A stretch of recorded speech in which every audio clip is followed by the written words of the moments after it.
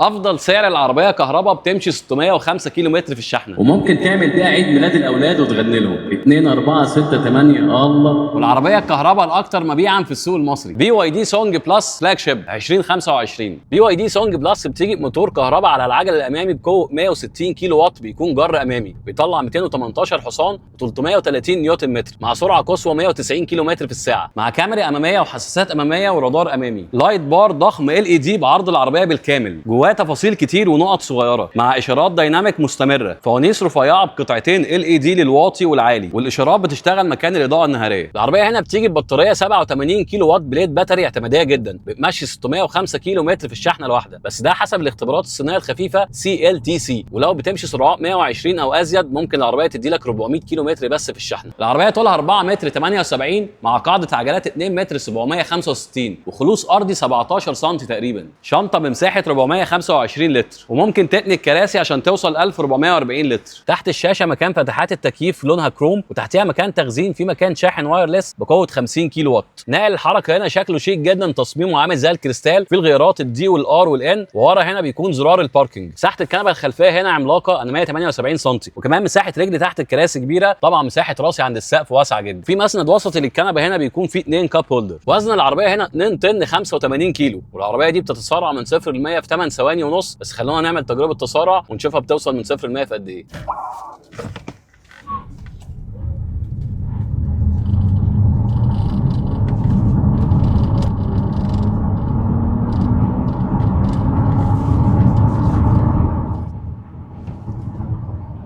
الكراسي الاماميه هنا كهرباء وفيها تبريد وتسخين، والجلد بتاعها بريميوم، والتصميم بتاع الكراسي شيك جدا، بيلف وينزل على المسند، والفانوس جواه كلمه بي واي دي تكنولوجي، وفيه نقط وتفاصيل صغيره كتير جدا. جنوط رياضيه مقاس 19 انش مع كاوتش 235 على 50، والعربيه معاها المحطه عشان تشحن بيها من البيت، وده كابل بي تو ال بيطلع لك مشترك توصل عليه اي جهاز، وهنا الكابل بتاع الشحن، ده مكان كومبريسور بتنفخ منه الهواء، ده مكان السائل بتاع لحام الكاوتش. على الشمال مخرج الدي سي السريع، وعلى اليمين مخرج الاي سي البطيء. سبويلر على الشنطه فيه نور الستوب عريض جدا، وهنا مكان مخارج التكييف الخلفي، وتحت يو اس بي وتايب سي ومكان تخزين، واضاءه ليد للكنبه الخلفيه على الجناب علشان السقف البانوراما. شاشه ترفيه وسطيه بمقاس 15 و6 انش، وجوده الكاميرات ال 360 هنا كويسه جدا، وكمان ممكن تشوف تحت العربيه. وهنا مكان الداش كام علشان تسجل فيديو للطريق وانت ماشي، عشان لا قدر الله لو حصل حاجه. نظام التعليق بتاع العربيه هنا مريح جدا، بيميل ان هو يكون طري شويه. العفشه الاماميه هنا ماكفيرسون، والخلفيه منفصله مالتي لينك عشان تدي راحه اكبر للصالون الخلفي. روف راك ميتال على السقف مع فريم كروم على الازاز الجانبي كله، وخامات الابواب الاماميه كلها بريميوم زي الابواب الخلفيه بالظبط، مع ساوند سيستم ب 10 سماعات. عمال تعلي الذوق بذوقك العلي العلي.